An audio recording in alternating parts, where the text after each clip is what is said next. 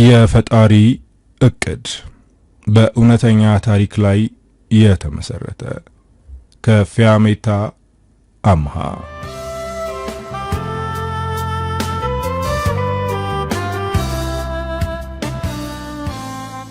ለራሱ ህይወት የሌለው ለሌሎች ሰዎች አገልጋይ ሆኖ የተፈጠረ ሰው በጣም ያሳዝናል።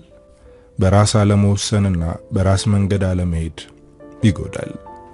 ማዕረግ ከተወለደች ጀምሮ ህይወት ፊቷን አዙራባታለች። ወላጆቿ ተዋደው የወለዷት ቢሆንም ግን እነሱ እንዳሰቡት ጤነኛ ልጅ አልነበረችም። መራመድ በነበረባት ሰዓት መራመድ አልቻለችም። መናገርም ከበዳት። እናትና አባቷ በሽተኛ ልጅ አንፈልግም ብለው እነሱ ከሚኖሩበት መንደር አርቀው ጥለዋት መጡ። እነሱ የጣሏት አውሬ በልቷት እንዲገላግላቸው ነበር። ግን ፈጣሪ የራሱ መንገድ ስላለው በህይወት እንድትቆይ ያደርጓታል። አንድ የተባረከ ሰው አገኛት። ይህ ሰው ልጅም ሚስትም አልነበረውም። ብቻውን የሚኖር አሳዛኝ ሰው ነው። በሚኖርበት አካባቢ ሰዎች ብዙ ያወራሉ። እቺ ልጅ ይዞ ሲመጣ ሰርቋት ነው አሉት። እሱ ግን ጫካ ውስጥ ተጥላ ነው ያገኛት። ሰውየው ሬድዋን ይባላል። ይህ ሰው መስጊድ ውስጥ አገልጋይ ነው። ቤተሰብም ሆነ ጓደኛ የለውም። የኔ የሚለው ሰው አለመኖሩ በጣም ጎድቶታል። ሰዎች ስለሱ ብዙ ያወራሉ። ከሰው ጋር የማይግባባው ችግር ስላለበት ነው፣ ሚስት የማያገባው ሌሊት ስለሚቀየር ነው እያሉ ስሙን ያጠፉታል። ግን ስሙን ከማጥፋት ውጪ ቀርቦ ሊረዳው የሞከረ ሰው የለም። አሁን ደግሞ ጫካ ውስጥ ያገኛትን ሕፃን ሰርቋት ነው ማለት ጀመሩ። የአካባቢው ሚኒሻና የሃይማኖት አባቶች ቤቱ ድረስ መጥተው የማንን ልጅ ነው ሰርቀህ ያመጣኸው ብለው ጠየቁት። ሬድዋን ግን ይቺ ልጅ ጫካ ውስጥ እንዳገኛት ነገራቸው። ማሳደግ ከቻልክ እንደፈለክ ብለው ሄዱ። ግን እንዳገኛት ሳይሆን እንደሰረቃት ነው ያመኑት። ልጅቷን አስተውሎ አያት። አንገቷ ላይ ማህተብ ታስሯል። እሱ ሙስሊም ነው፣ ግን የአንገቷን ማህተብ አልፈታውም። ይንከባከባታል፣ ግን መናገርና መንቀሳቀስ አልቻለችም። አካባቢው ላይ ወዳሉት ቄስ ወስዶ እንዲጸልዩላትና ጸበል እንዲወስዷት ጠየቃቸው። ይህም በማድረጉ ቄሱ ተገርመዋል። ማዕተቧን ፈቶ እሱ የሚከተለውን እምነት እንድትከተል ማድረግ ይችል ነበር። ነገር ግን እንደዛ አላደረገም። ይቺ ልጅ ክርስቲያን ነበረች። ነፍስ አውቃ የራሷን ምርጫ ትመርጣለች። እስከዛው እኔ ምንም ነገር አላደርግም አለ። ቄሱ በሬድዋን ተገረሙ። የሚወራው አይነት ሰው እንዳልሆነ ገባቸው። ይህ ሰው የሚቀርበው ሰው ጠፍቶ እንጂ በጣም ጥሩ ሰው ነው ብለው አሰቡ። ልጅቷን ጸበል ወሰዷት። መራመድ ቻለች፣ ነገር ግን መናገር አልቻለችም። መንቀሳቀሷ ትልቅ ነገር ነው። ሬድዋን እንደ ልጁ እየተንከባከበ አሳደጋት። በሷ ምክንያት ከሰዎች ጋር መግባባት ችሏል። በፈገግታዋ ሰዎች እንዲቀርቧትና እንዲወዷት ማድረግ የምትችል ልጅ ናት። ሬድዋን ከሰው ጋር የተቀራረበው በሷ ምክንያት ነው። ማዕረጌ እያለ ነበር የሚጠራት። ስሟም ማዕረግ ሆነ።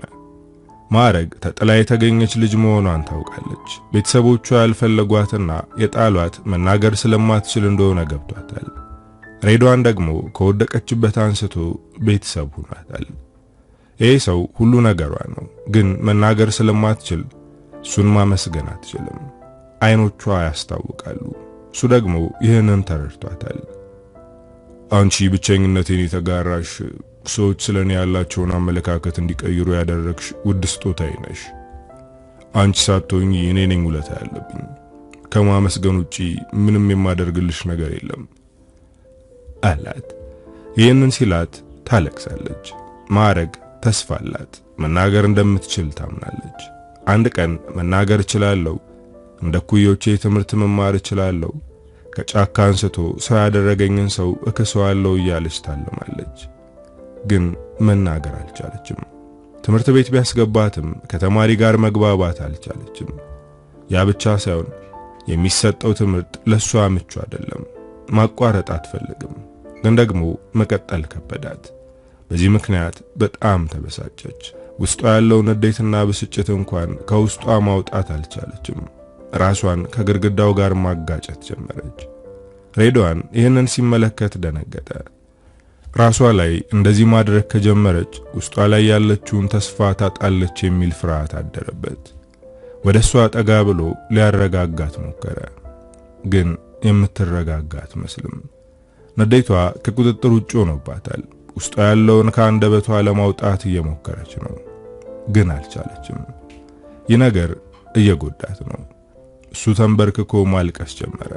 አንቺ አንድ ነገር ብትሆኚ ይጎዳለው፣ ስለዚህ ባክሽ ለመረጋጋት ሞክሪ አላት። ለሱ ስትል እንደምንም ራሷን አረጋጋች። አንድ ነገር አሰበ። ትምህርት ቤት እየሄደች መማሯ ለሷ እየጠቀማት አይደለም። ስለዚህ ከትምህርት ቤት እንድትቀር አደረገ። ግን ማወቅ ስላለባት ቤት ውስጥ የሚያስተምራት ሰው መፈለግ ጀመረ። እሱ የሚያውቀውን ሊያሳያት ይችል ነበር። ነገር ግን በደንብ መማርና ማወቅ አለባት። ከሱ የተሻለ ሰው ፈለገ።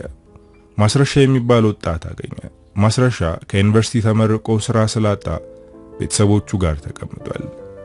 ይህ ልጅ ስራ የለውም። በዛ ላይ ከዩኒቨርሲቲ ተመርቋል። ለሱም ጥሩ የሥራ ዕድል ነው ብሎ አሰበ። ግን ደግሞ ይህንን መጠየቄ ነውር ይሆን ብሎ ተጨነቀ። ለጠይቀውና የመጣው ይምጣ አለ። ፈራ ተባ ያለ ወደሱ ሄደ።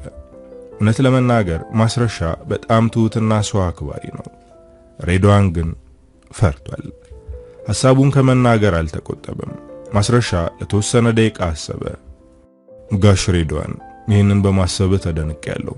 ሌላ ሰው ቢሆን ይህንን አያስበውም፣ ለዛውም ልጁ ላልሆነ ሰው አለው። የሬድዋን ፊት ተቀየረ። ማዕረግ ልጄ ናት፣ ከሷ ውጪ ቤተሰብ የለኝም፣ ለሷ ምንም አደርጋለሁ። አንተም ቢብትልም ሌላ ሰው ፈልጌ እንድታውቅና እንድትማር አደርጋታለሁ። ግን ከዚህ በኋላ ልጅ አይደለችም ስትል እንዳልሰማ ብሎ ተቆጥቶ ወጣ። ማስረሻ ደነገጠ። የተናገረው ነገር ይሄን ያክል የሚያናግር አልመሰለውም ነበር። እናቱ ከገበያ ወደ ቤት እየገባች ነበር። ሬድዋን ከሷ ግቢ ሲወጣ በንዴት እያጉረመረመ ነበር። ሬድዋን ምን ሆኖ ነው እዚህ የመጣው በሰላም ነው ብላ ከመግባቷ በጥያቄ ወጣችው። ማስረሻም ሬድዋን ለምን እንደመጣ ነገራት። የልጇ ምላሽ አበሳጫት። ካልቻልክም ብለ መመለስ ትችል ነበር። አንተ ግን ትርፍ ንግግር ተናገርክ። እኔ ያሳደግኩ በዚህ መንገድ ነው ወይ? ይህ ሰውዬ ይህችን ልጅ ጫካ ውስጥ ካገኘ ጊዜ ጀምሮ ልክ እንደ ልጁ ነው ያሳደጋት እና እንዴት አይከፋ ብላ ገሰጸችው። ማስረሻ ሬድዋን እንደዛ ተናግሮ መመለሱ ጸጸተው።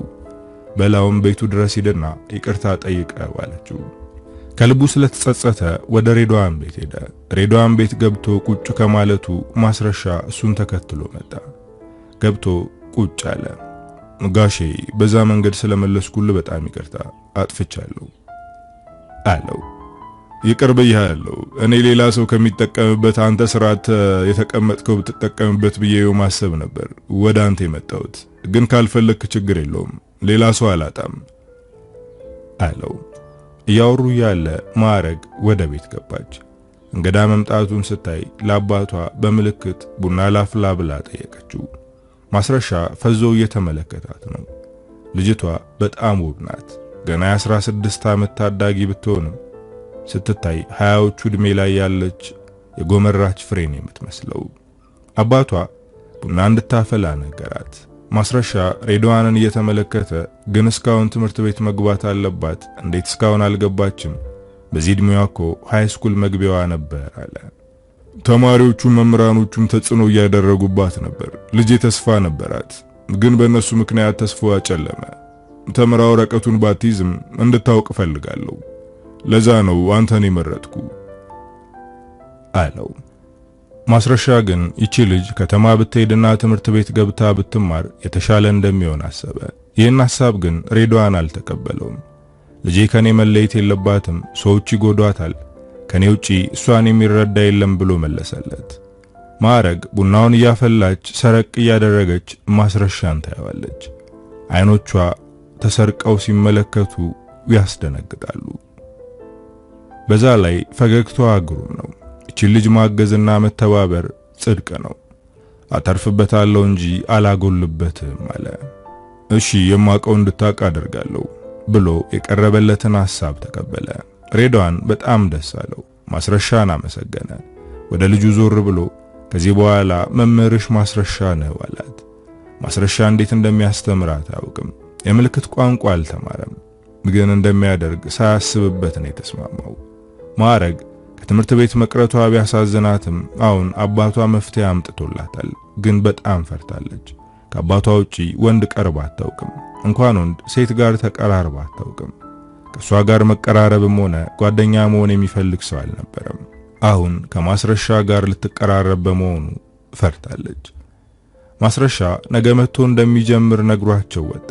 እሱ ከወጣ በኋላ አባቷ ፍርሃቷን አስተውሏል። እጇን አጥብቆ በመያዝ ልጄ አትፍሪ፣ ማስረሻ ጥሩ ሰው ነው፣ አይጎዳሽም፣ እኔም ከጎንሽ ነኝ ብሎ አበረታታት። በነጋታው ለትምህርት ዝግጁ ሆና ጠበቀችው። ማስረሻም በሰዓቱ መጣ። ማስረሻ ማታ ከሄደ ጀምሮ ከማዕረግ ጋር ለመግባባት በስልኩ የምልክት ቋንቋ ሲያጠና ነበር። ፊደል ለይታ መጻፍ ትችላለች። የተጻፈላትን አይታ ትረዳለች። ይህን እንድታዳብር እንዲሁም ስልኩ ላይ ያየ አንዳንድ የምልክት ቋንቋዎችን እንድታውቅ ያግዛታል። አጀማመራቸው ጥሩ ነበር። መጀመሪያ የፈራች ቢሆንም ቀስ በቀስ ግን ፍርሃቷ አለቀቃት። አባቷ በርቀት ቁጭ ብሎ እየተመለከተ ነበር። የዛሬውን እዚህ ጨርሰናል፣ ለነገ የቤት ሥራ ብሎ ቀለል ያለ የቤት ሥራ ሰጣት። እሷም ወረቀት ላይ በተወላገደ ጽሑፍ አመሰግናለሁ ብላ ጽፋ ሰጠችው። በጣም ተገረመ። ብልህና ፈጣን መሆኗን እያስተዋለ ነው። ከቤት ሲወጣ ሬዲዮዋን ተከትሎ ወጣ። ምን ላድርግ፣ የማደርገው የምገዛው ነገር አለ ብሎ ጠየቀው። ምንም የለም ጋሼ፣ ልጅ ፈጣን የመረዳት ችሎታ አላት አለው። ሬዲዮዋን በኩራት አንገቱን ቀና አደረገ። ማስረሻን ሸኝቶ ወደ ልጁ ተመለሰ። ልጁን አቀፋት። ልጄ ብልህና ጥሩ ጭንቅላት እንዳለሽ አውቃለሁ።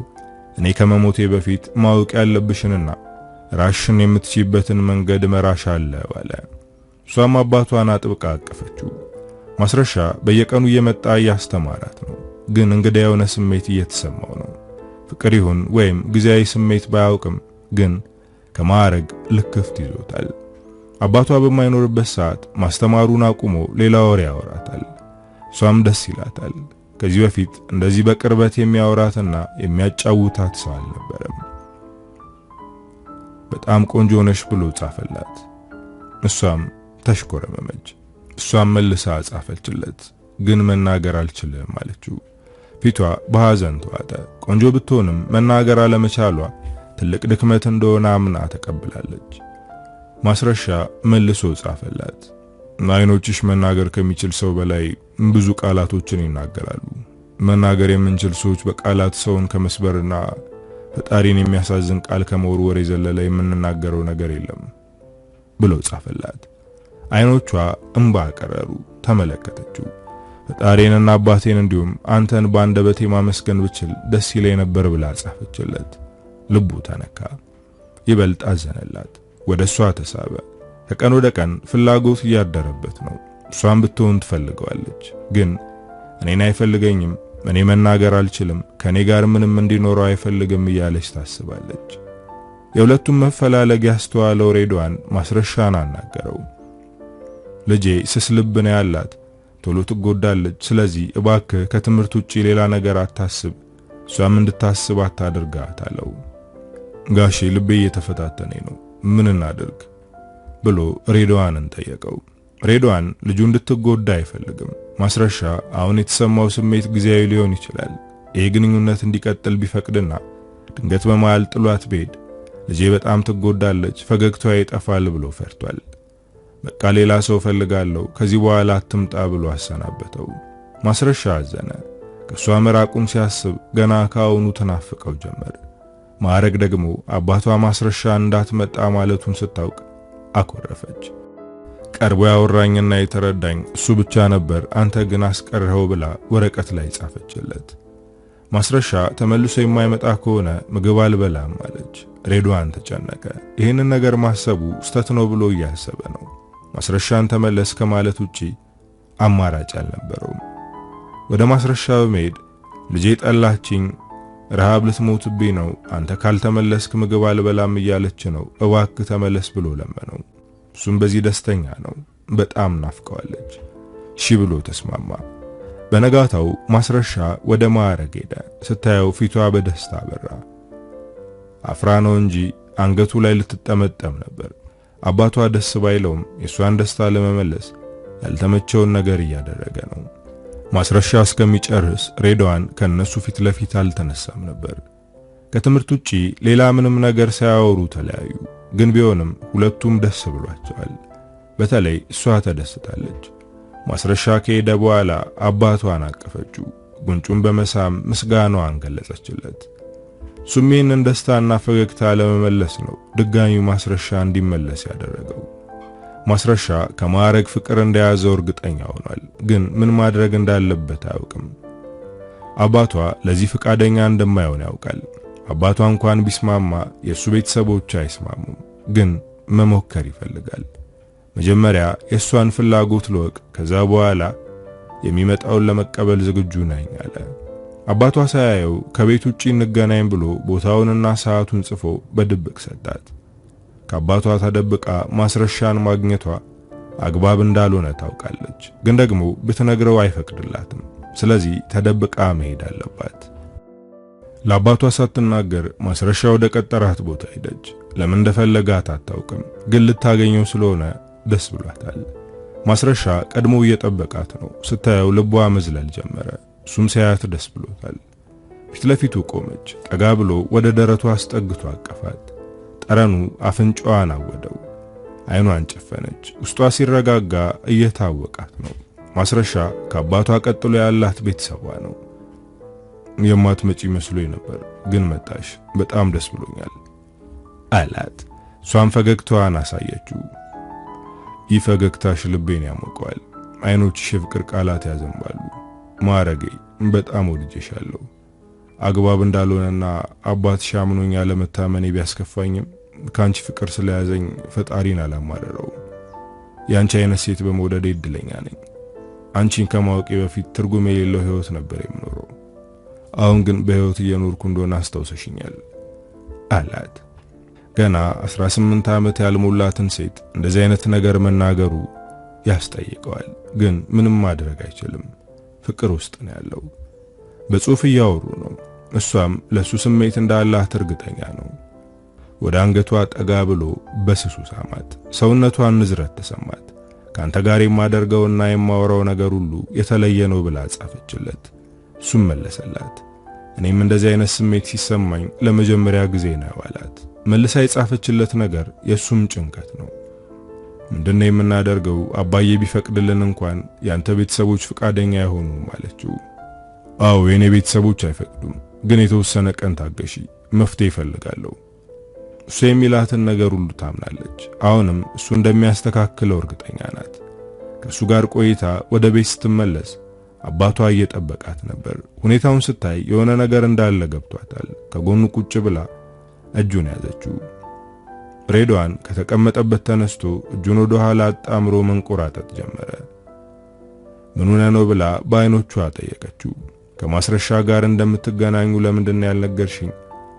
እንዴትስ በድብቅ ልታገኙ ፈለግሽ? አላት። ማዕረግ ተናደደች። አይኖቿ ቀልተዋል። ደም ስሮቿ ተወጣጠሩ። ወረቀትና እስክሪብቶ አንስታ ጽፋ ሰጠችው። አንተ ለምንድነው ከሰው ጋር እንድቀራረብ የማትፈልገው? አለችው። ሰዎች ስስ ልብ ያላቸውን ሰዎች ሲያገኙ ይጎዳቸዋል። እኔ ደግሞ እንድትጎጂ አልፈልግም። እዚህ ምድር ላይ ያለሽኝ ብቸኛ ሰው አንቺ ነሽ። አንቺ አሰልቺውን ህይወቴን ውብ አድርገሽዋል። ስለዚህ እንድትጎጂ አልፈልግም አላት። እኔም ደስታ ያለው ህይወት እንዲኖረኝ እፈልጋለሁ። እድሜ ልኬን እዚህ አንተ ጋር አልቀመጥም። የራሴ ሰው ያስፈልገኛል። ያ ሰው ደግሞ ማስረሻ ነው አለችው። ይህንን አንብቦ ሳይጨርስ ወረቀቱን ቀዶ ጣለው። ከኔ በላይ የሚወድሽና የሚያስብልሽ ብታገኚ ካንቺ በላይ እኔ ነኝ ደስተኛ የምሆነው። እኔ አባትሽ ነኝ። ከኔ የተሻለ ሰው ከልጄ ጋር መሆኑን አልጠላም። ለማንኛውም አላህ ያንቺን ጉዳት እንዳያሳየኝ ብሏት ወጣ።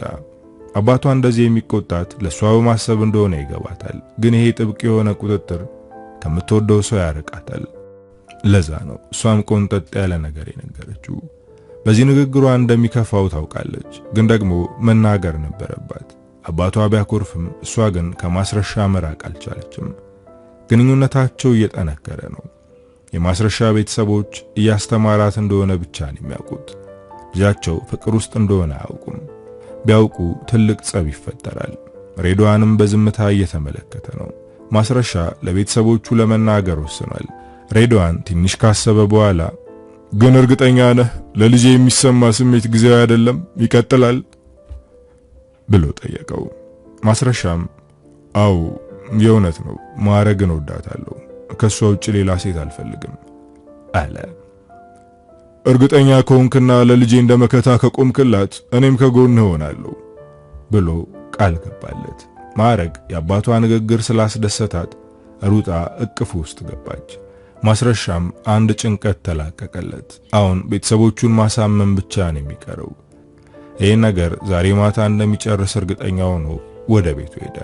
ቤተሰቦቹ ሰብሰብ ብለው ተቀምጠው ነበር። እናቱ ምግብ ልታቀርብለት ስትነሳ ከምግቡ በፊት የሚቀድም ነገር አለ አለ። ሁሉም ትኩረታቸው ወደሱ ሆነ። ታላቅ ወንድሙ እንደተለመደው መቀለድ ጀመረ። የጠለፍካት ሴት አለች እንዴ ብሎ ሳቀ። ማስረሻ የወንድሙን ንግግር ችላ ብሎ ለመናገር ተዘጋጀ። ላገባት የምፈልጋት ሴት አለች፣ ሽምግልና መላክ አለብን አላቸው። እናቱ በደስታ ፊቷ አበራ። ሰየኔ ልጅ ሳልሞት ልጅ ልታሳየኝ ነው አለች። ታላቅ ወንድሙ ደነገጠ። ምክንያቱም እሱ ትልቁ እያለ ታናሹ ሽማግሌ ልልክ ነው ማለቱ አስደነገጠው። የቅናት ስሜትም እየተሰማው ነው። ማናት? የማን ልጅ ናት ብሎ ጠየቀው። አባቱም የማን ልጅ እንደሆነች ለመስማት እየጠበቀ ነው። ማስረሻ ለመናገር ፈራ። ቁና ይተነፍሳል። ተናገር እንጂ የማናት ልጅ ብሎ አባቱ ጠበቅ አድርጎ ጠየቀው። በረጅሙ አየር ስቦ አስገባ። በድፍረት ተናገረ። ማዕረግ ናት አለ። እናትና አባቱ ደነገጡ። ወንድሙ ደግሞ በሳቅ ወደቀ። ወድቃ የተገኘችው ልጅ ናት ብላ እናቱ ስትጠይቀው አባቱ ደግሞ አንደበቷ የተቆለፈባት ናት አለ። ወንድሙ እየሳቀ አዎ ልጃችሁ እርግማን ያለባት ሴት ለማግባት እየተዘጋጀ ነው አለው። ማስረሻ ቅስሙ ተሰበረ። ቤተሰቦቹም ምንም ቢላቸው ማሳመን እንደማይችል ገብቶታል። ግን ሙከራውን ቀጥሏል። ልጅቷ አንደበቷ ቢታሰርም ብልህና አስተዋይ ናት፣ ለሚስትነት ምንም አይወጣላትም አለ። አባቱ በጣም ተበሳጨ። በአገሩ ሴት ጠፍቶ ነው መናገር የማትችል ሴት የመረጥከው? የተረገመች ሴት አግብተ ዘራችንን እንድታበላሽ አልፈልግም፣ አርፈ ተቀመጥ ብሎ ቀጭን ትእዛዝ ሰጠው። እናቱም ተቆጣችው። ይህንን ሐሳብ ከጭንቅላታ አውጣ አለችው። እናቱ ሁልጊዜም የሱ ደጋፊ ነበረች። የሚፈልገው ነገር ሲኖር በሷ በኩል ነበር የሚያገኘው። በአሁኑ ግን የማይሆን ነው። ወንድሙም ሳቁን ጨርሶ አርፈ ተቀመጥ አለው። ማስረሻ ምንም ቢል እንደማይፈቅዱ አረጋገጠ። ሁሉም አይሆንም ብለው አጠርቀጠና ያለ ንግግር ተናግረው ፊታቸውን አዙረውበታል። ከነሱ ትእዛዝ መውጣት አይፈልግም፣ ግን ደግሞ ማዕረግን ማግባት ይፈልጋል። ምን እንደሚያደርግ ግራ ገባው። ሌሊት ሙሉ ሲገላበጥ ነበር። ንጋት ላይ እንቅልፍ አሸለበው። ትንሽ እንደተኛ ወንድሙ ቀሰቀሰው። ምን ተፈጠረ ብሎ በርግጎ ነበር የተነሳው። ወንድሙም ምን አስደነገጠህ ካለው በኋላ አባዬ ላንተ የሚሆን ጥሩ ነገር ይዞ እየጠበቀ ነው አለው። ምንድነው ብሎ ተነስቶ ወደ ውጭ ወጣ። አባቱ ውጭ ቁጭ ብሏል። በጠዋት ነበር ከቤት የወጣው። ቤተክርስቲያን ቆይቶ ይሆናል ብሎ እያሰበ ነው።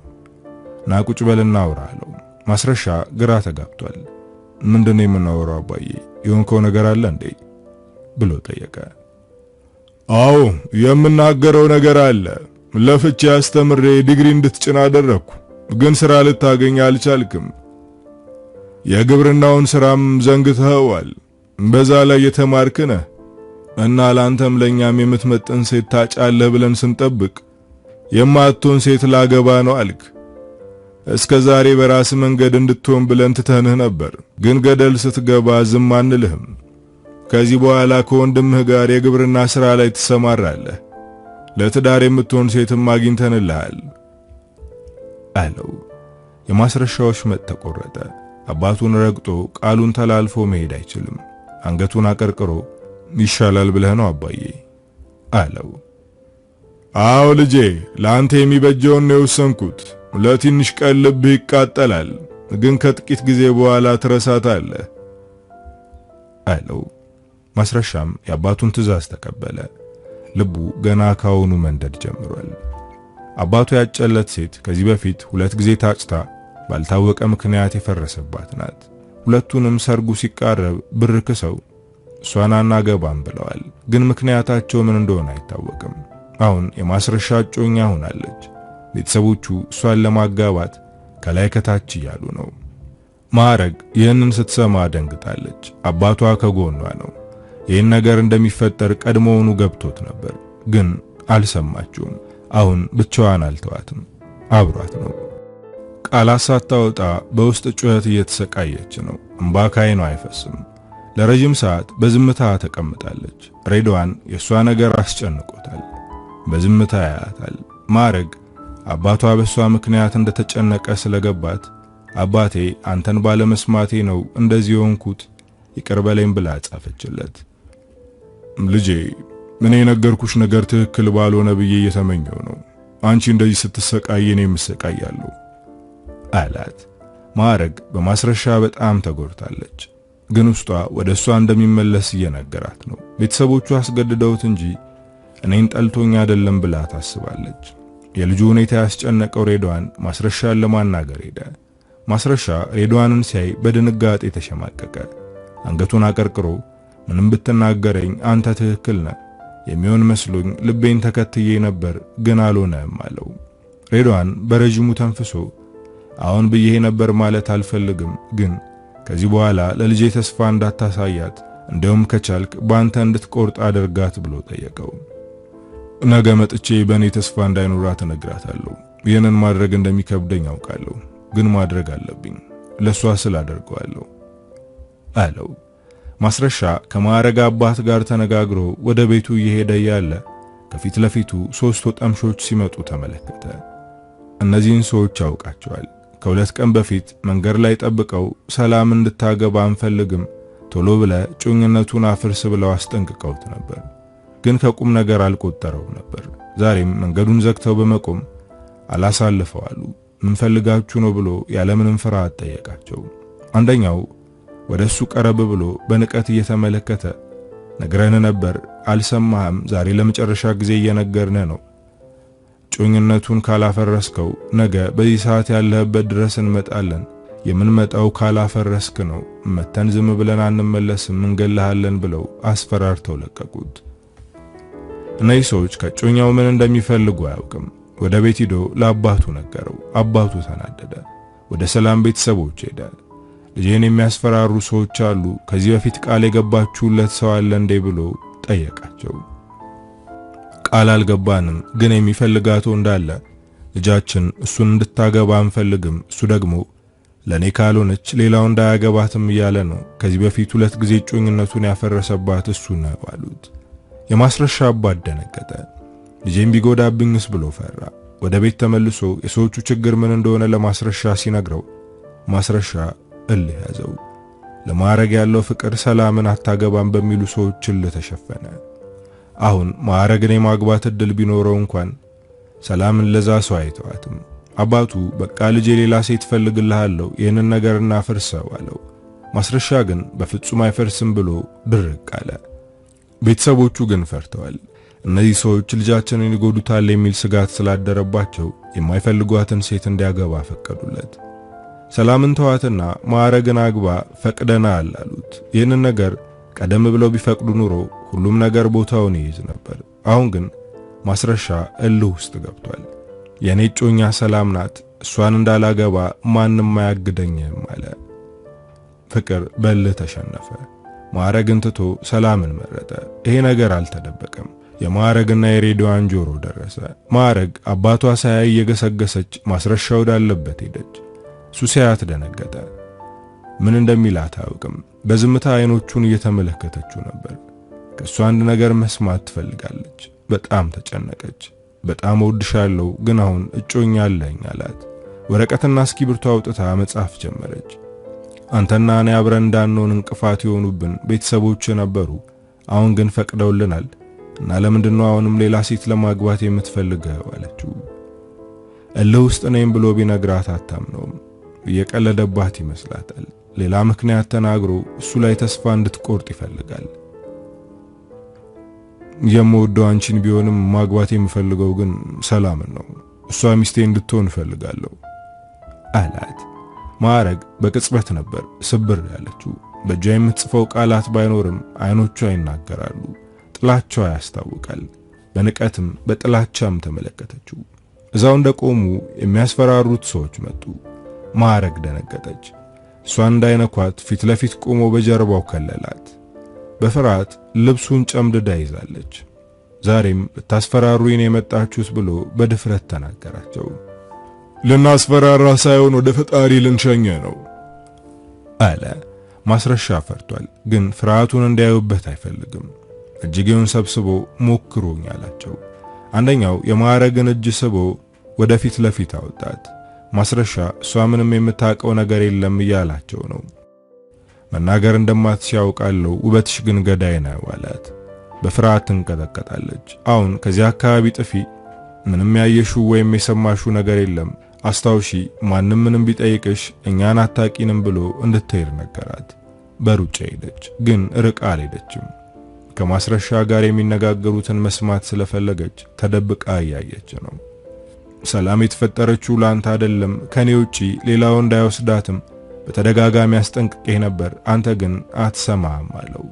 ማስረሻ ፍርሃቱን ዋጥ አድርጎ ደረቱን ነፍቶ ሰላም እጮኛዬ ናት፣ ቤተሰቦቿ ፈቃደኝነት ሰጥተውኛል፣ ከትንሽ ጊዜ በኋላ ሚስቴ ትሆናለች አለ። ሰውየው በጣም ተበሳጨ። ጩቤ አውጥቶ በፍጥነት የማስረሻ ደረት ላይ ሰካው። ማዕረግ የሷ ደረት ላይ የተሰነቀረ ያክል ነበር የተሰማት። መጮህ ፈልጋለች፣ ግን አትችልም። ሰው ለመጥራት መሮጥ ጀመረች። መንገዱ ርቋታል። ወደ ማስረሻ ቤተሰቦች ነበር ሄደችው። ውጭ ቁጭ ብለው እያወሩ ነበር።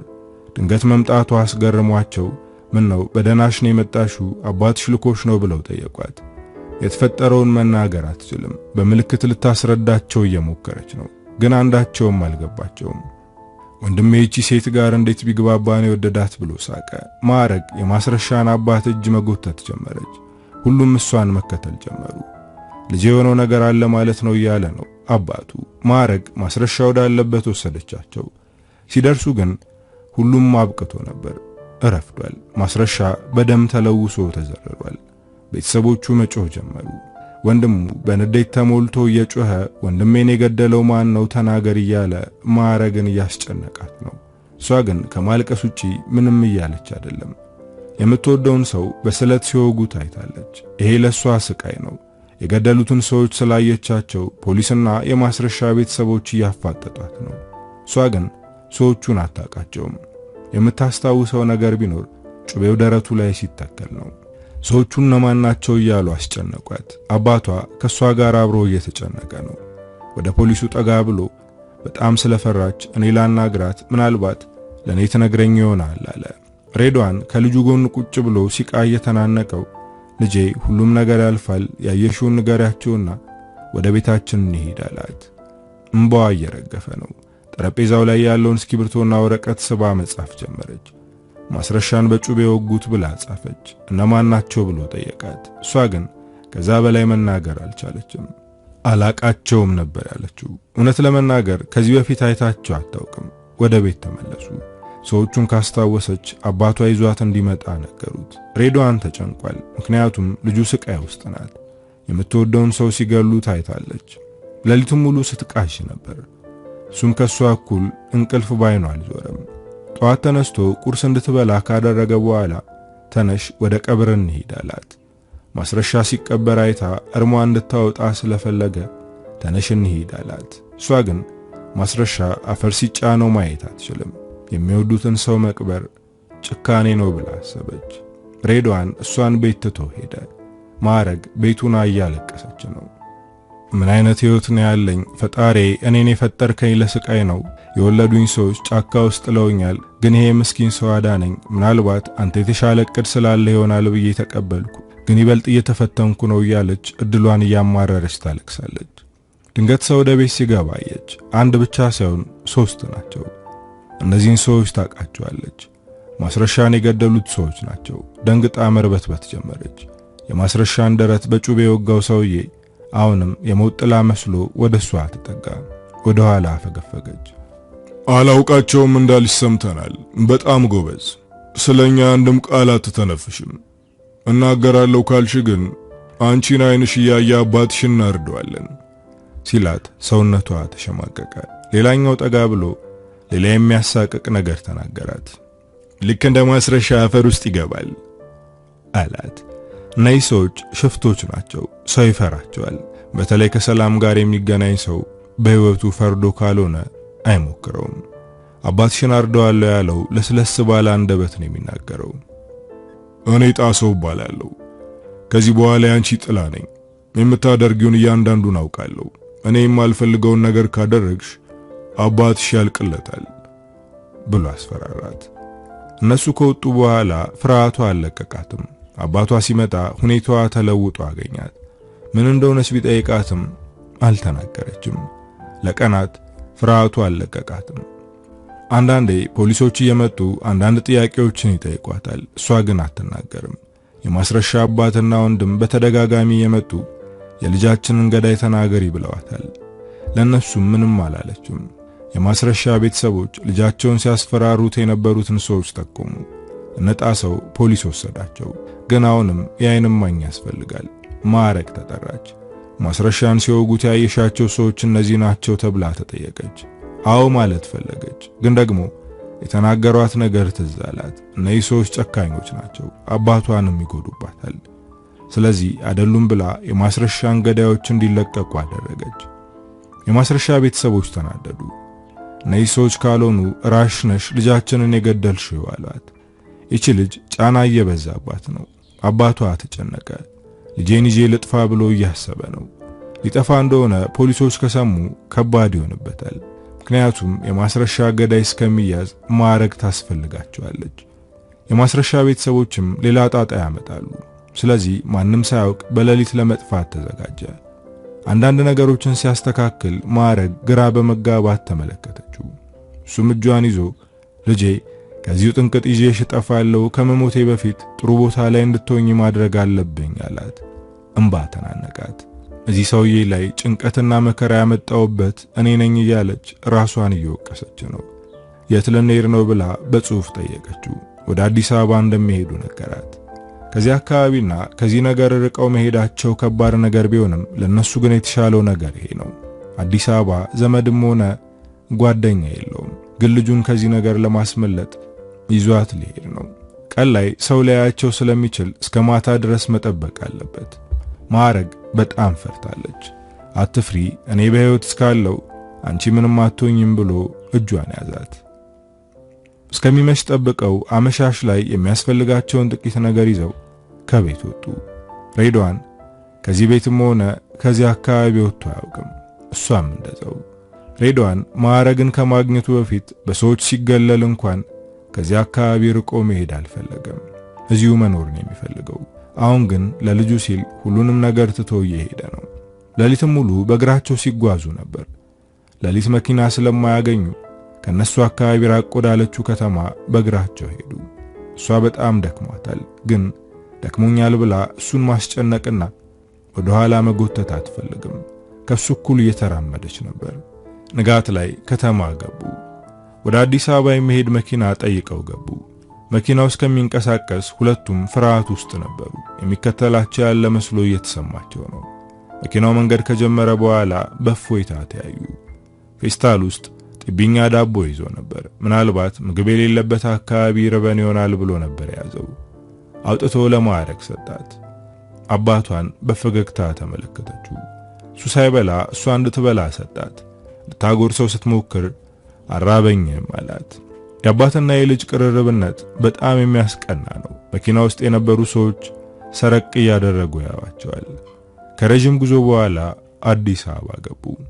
ሰው እየጠየቁ አልጋ አገኙ። ገብተው አረፋሉ። ማዕረግ መጻፊያዋን አውጥታ ጻፈች።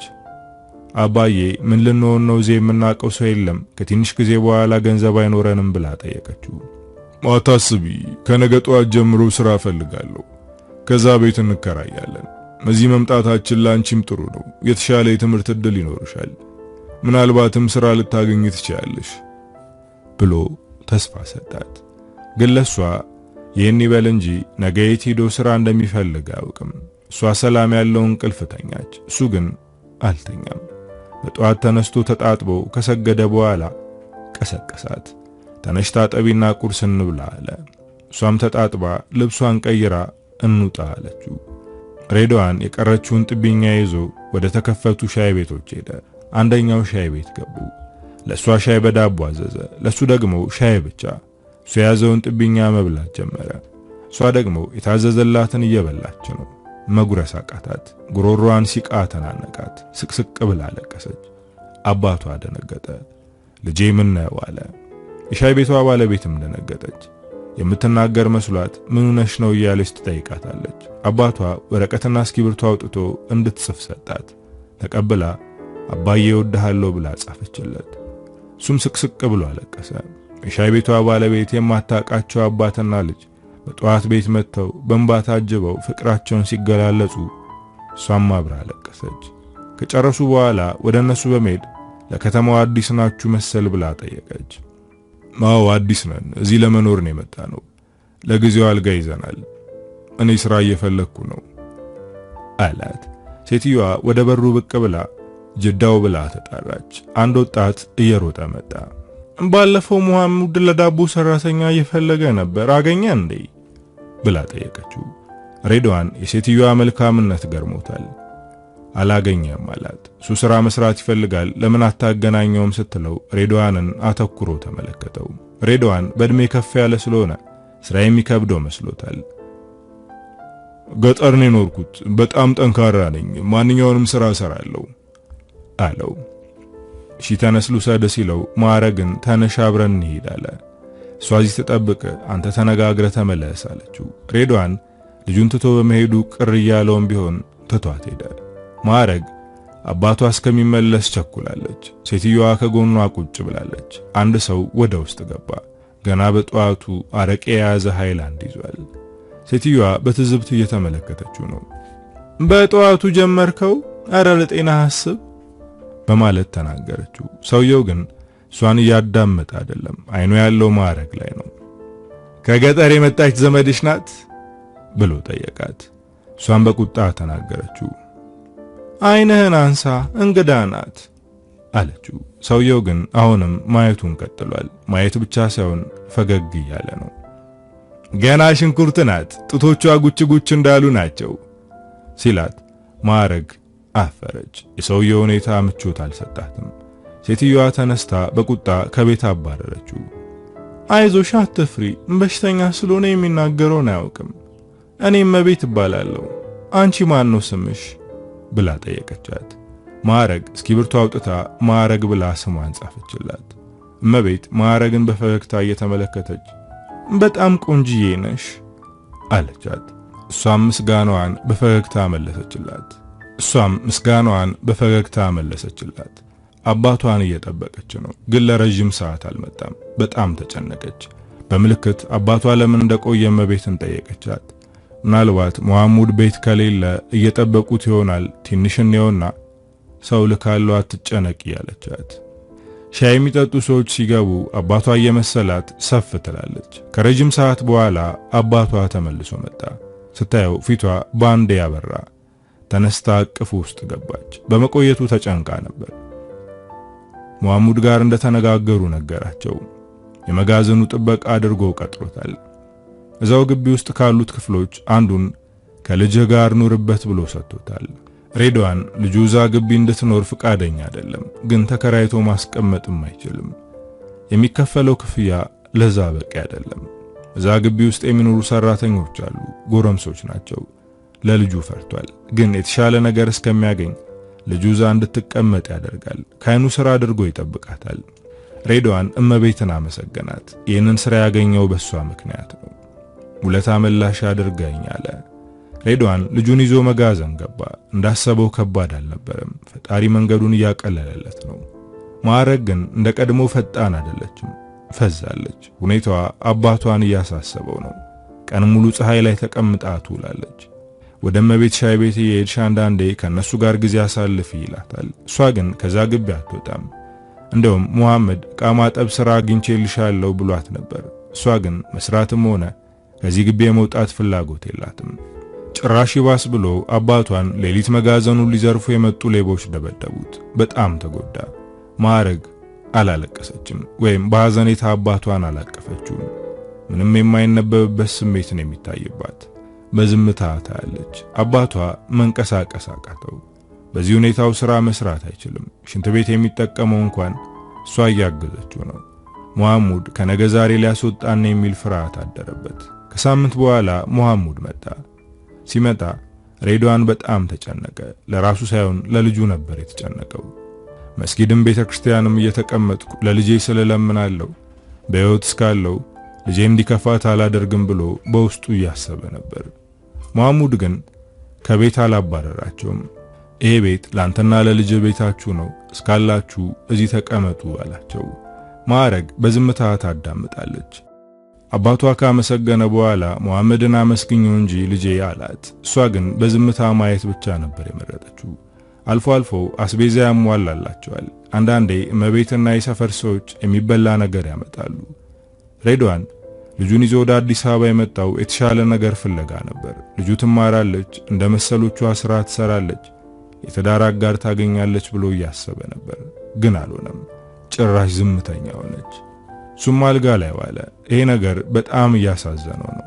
ልጄ ላንቺ ብዙ ነገር አስቤ አልሜ ነበር፣ ግን አልተሳካልኝም፣ ምንም ስላላደረኩልሽ ይቅር በይኝ እያለ ያለቅሳል። እሱ ቤት ውስጥ ተኝቶ እሷ ውጭ ፀሐይ ላይ ትቀመጣለች። ግቢ በቤት ተቀመጪ ቢላትም አትሰማውም። አንድ ቀን እሷ ውጪ ናት፣ እሱ ደግሞ እንቅልፍ አሸልቦት ነበር። ድንገት ጩኸት ሰማ። የጩኸችው ማዕረግ ናት፣ ግን ከአንዴ በላይ አልጮኸችም። መነሳት ስለማይችል እዛው አልጋ ላይ እንዳለ መጣራት ጀመረ። እሷ ግን አልመጣችም። ለመነሳት ሞከረ፣ ግን አልቻለም።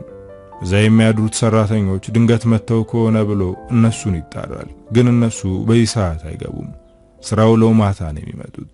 አዲስ የገባውን ጥበቃ ቢጠራውም አልመጣም። ሬድዋን ምንም ማድረግ እንደማይችል ሲገባው ጮሆ ማልቀስ ጀመረ። ከትንሽ ቆይታ በኋላ ማዕረግ መጣች። የጠራውሽ ነበር እኮ ልጄ፣ ምን ሆነሽ ነው? ለምንድን ነው የጮህሽው? አላት። እሷ ግን ምንም አልመለሰችም። በዝምታ ተቀመጠች። ግን አንድ ነገር አይቷል። ልብሷ ላይ ደም አየ። ግን ምን ብሎ መጠየቅ እንዳለበት አያውቅም። ምናልባት የወር አበባ ላይ ሆና ይሆናል ብሎ አሰበ። ያስጨዋት ነገር ምን እንደሆነ ግን ማወቅ ከበደው። ምሽት ላይ እመቤት ራት ይዛላቸው መጣች። ያኔ ለእመቤት ነገራት። ምን እንዳስጨዋት አላቅም፣ ልብሷ ላይ የደም ምልክት አይቻለሁ፣ እባክሽ ምን እንደሆነች ጠይቂያት አላት። እመቤት ማዕረግን ዛሬ እኔ ቤት ነው የምታድሪው፣ ተነሽ እንሂድ አለቻት። ማዕረግ ከዚህ በፊት እመቤት የትም እንሂድ ብትላት ትሄድ ነበር። አሁን ግን አልሄድም አለች። ወደ አባቷ ተጠጋች።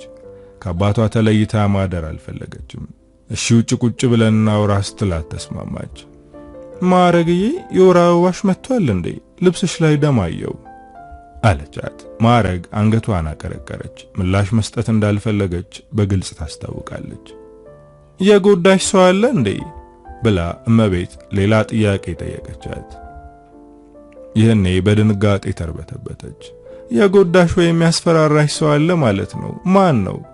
አንቺ ጻፊልኝ ብላ ወረቀትና እስክሪብቶ ሰጠቻት። ተቀብላ ጻፈች። አባቴን ይገለዋል አልናገርም አለች። እመቤት ደነገጠች። የሆነ ሰው ጎርቷታል። ማን እንደሆነና ምን እንዳደረጋት ብትጠይቃትም አልተናገረችም። የተፈጠረውን ነገር ለማወቅ ብትሞክርም አላወቀችም። ሬድዋን አልጋ ላይ ሆኖ እያለቀሰ ነው። ልጁ ምን እንደሆነች አያውቅም። እንዳትናገር ያስፈራራት ሰው አለ። እያባበለ እንድትነግረው ለማድረግ ቢሞክርም አልተሳካም። በነጋታው እመቤት መጣች። ይቺ ልጅ ላይ ጥቃት ያደረሰባት ሰው አለ፣ ግን እንዳትናገር አስፈራርቷታል። ምንድነው የማደርገው ብላ ስታስብ ነበር ያደረችው። ማዕረግ እንድትነግራት በብልሃት እየጠየቀቻት ነው። የእመቤት ብልሃት አልሰራም። ምንም ማድረግ አልቻለችም። መጠየቋን አቆመች። የመጋዘኑ ጥበቃም ማዕረግ በጮችበት ሰዓት ሻይ ለመጠጣት የእመቤት ሻይ ቤት በረንዳ ላይ ነበረ። ይሄ ነገር ጥያቄ እንደሆነ ታለፈ። ሬድዋን ግን ልጁ ምን እንደሆነች ስላላወቀ እየቆረቆረው ነበር። ሳምንታት አለፉ። የማዕረግ ነገር እየተባባሰ ነው። ሌሊት ተነስታ ቁጭ ትላለች። ምግብም ብዙ እየበላች አይደለም። ሰውነቷም እየገዘፈ ነው። አንድ የሚጠራጠረው ነገር አለ። እመቤት ስትመጣ ነገራት። ይቺ ልጅ ላይ በየጊዜው እንግዳ የሆነ ነገር እያየሁባት ነው። የሰሞኑ ግን አስፈርቶኛል። እባክሽ ላስቸግርሽ፣ ጤና ጣቢያው ሰጃትና የእርግዝና ምርመራ አስመርምሪልኝ ብሎ ጠየቃት። እመቤት ደነገጠች። የማዕረግን ሁኔታ ያስተዋለችው ይሄኔ ነበር። የማዕረግ ሰውነት ሞልቷል፣ ጡቶቹ አብጠዋል። እንደምንም አሳምና ጤና ጣቢያ ይዛት ሄደች። እመቤት በውስጧ እየጸለየች ነበር። እነዚህን ሰዎች ካወቀቻቸው ጊዜ ጀምሮ በጣም ታሳዝናቸዋለች። ይቺ ምስኪን ልጅ በዚህ ሁኔታዋ እናት መሆን አትችልም አለች። እመቤት የፈራችው ነገር እውነቱ ነው ተገኘ። ማዕረግ እርጉዝ ናት። እመቤት አለቀሰች።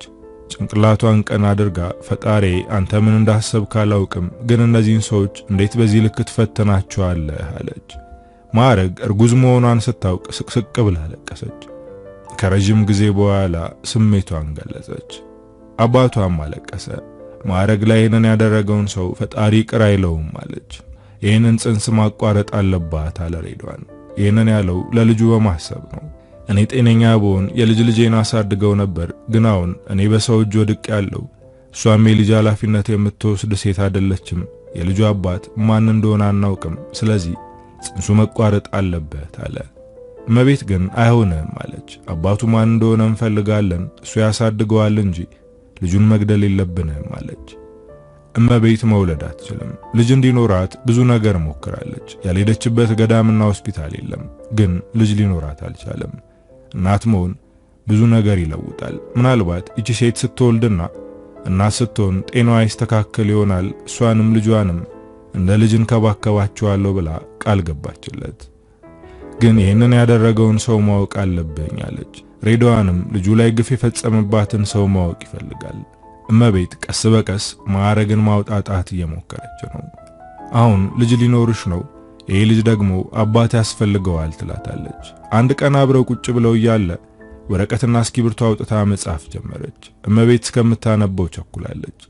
ልጄን ከወለድኩ በኋላ ከሞትኩ ለመሐመድ እንዳትሰጪው፣ ከቻልሽ አሳድጊው፣ ካልሆነ ለሚያሳድገው ሰው ስጪው ይላል። እመቤት ደነገጠች። ይሄ ልጅ የመሐመድ ነው እንዴ ብላ ስትጠይቃት ተነስታ ከቤት ወጣች።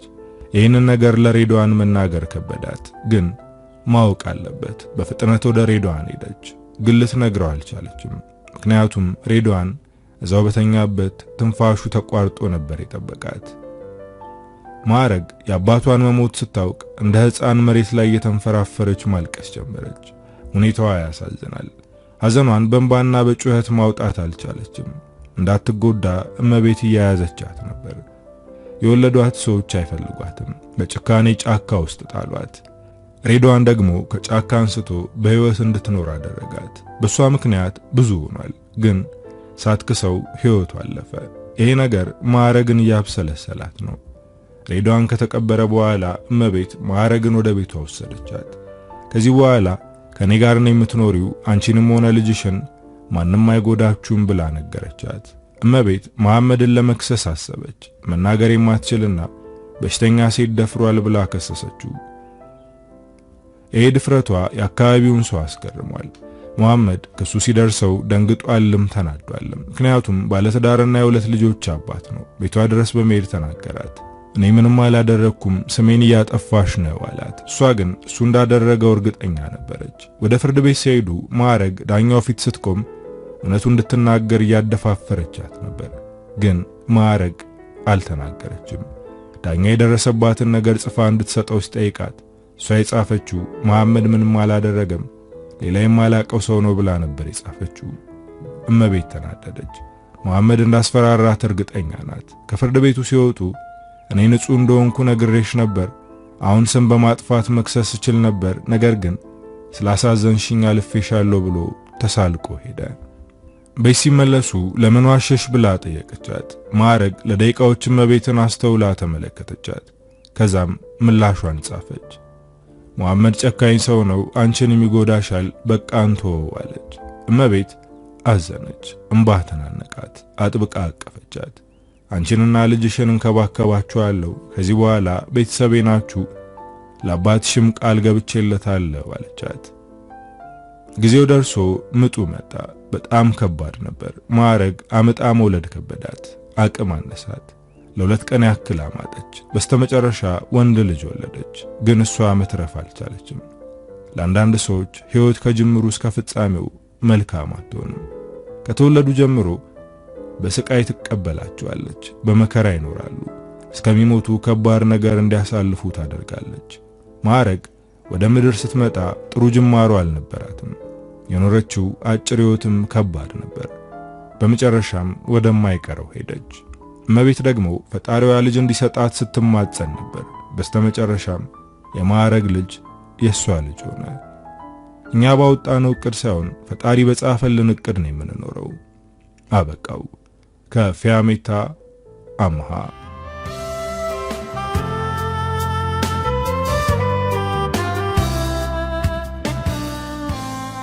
እንግዲህ ወዶቼ ታሪኩን እንደወደዳችሁት ብዙ ቁም ነገሮች እንዳገኛችሁበት ተስፋ አደርጋለሁ።